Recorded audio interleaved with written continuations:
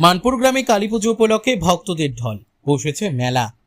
মঙ্গলবার লাভপুরের মানপুর গ্রামে ছিল কালীপুজো, তাই প্রতি বছরের মতো এবারও মহা ধুমধামের সাথে পালিত হয়ে গেল এই পুজো।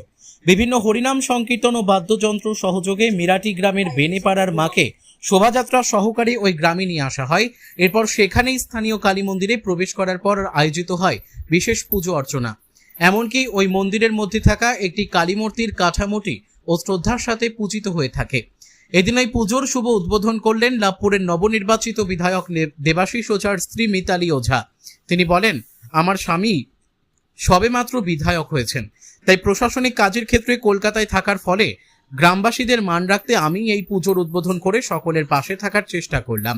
জানা গেছে এই পুজো 100 বছরেরও বেশি পুরাতন, তাই প্রতি বছর ভক্তি ও নিষ্ঠার সাথে পালিত হয়ে আসছে। পুজো শেষে এদিনই প্রায় 2000 ভক্তদের জন্য মহোৎসবের আয়োজন করা হয়। লাভপুর থেকে শুভদীপ গুইয়ের রিপোর্ট, বিগ নিউজ বাংলা। নবনির্বাচিত যিনি বিধায়ক দেবাশিস ওঝা, তিনি নেই, তার জায়গায় আপনাকে দেখা যাচ্ছে। কি করছেন সারাদিন, কি কর্মসূচি রয়েছে?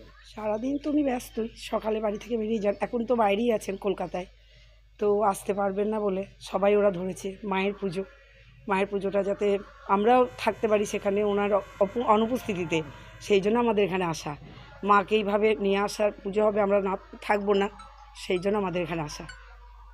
আগামী দিনে কি লাভপুরের বুকে কতটা উন্নয়ন আশা করছেন? আমি তো চাই উনি সারাক্ষণ মানুষের পাশে থাকুন এবং উন্নয়নই করুক। সংসারে তো কমই ওনাকে আমরা পাই, মানুষের মধ্যেই উনি থাকেন, এটাই যেন উনি করতে পারেন, সবার কাছে উনি যেন সমানভাবে করতে পারেন, আমি এইটুকুই চাই। লাভপুরে এখনো বেশ কিছু চাহিদা রয়েছে, যেমন হাসপাতাল, আরও বিভিন্ন জিনিসপত্র রয়েছে। অবশ্যই এই কাজগুলো আস্তে আস্তে উনি সব করবেন, এগুলো ওনার একদম প্রতিশ্রুতি দেওয়া।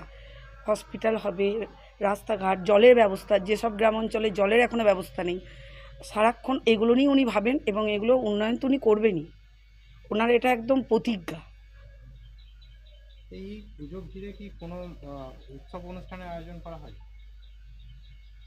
আমি তো এই হয় প্রতি বছরই এরকমইভাবে মায়ের অনুষ্ঠান হয়, প্রত্যেক বছর হয়তো আমরা থাকি না, কিন্তু এই বছর যেহেতু নতুনভাবে সব কিছু, সেই জন্য আমাদেরও এখানে আসা, নতুনভাবে মায়ের কাছে থাকা, মায়ের আশীর্বাদ নেওয়া এবং সকলের জন্য যাতে সবাই ভালো থাকে, সেই জন্য মায়ের কাছে আমাদের কৃপা প্রার্থনা করা।